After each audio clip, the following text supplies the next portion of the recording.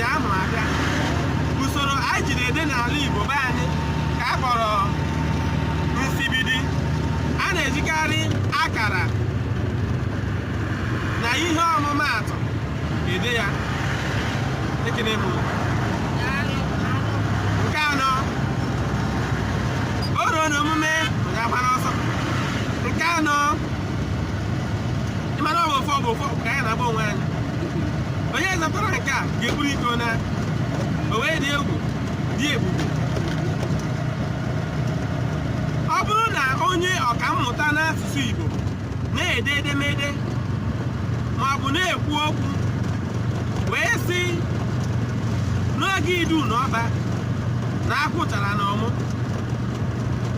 achọrọ m ịmata oge Idu n'Ọba ahụ o kwuru gịnị ka ọ pụtara.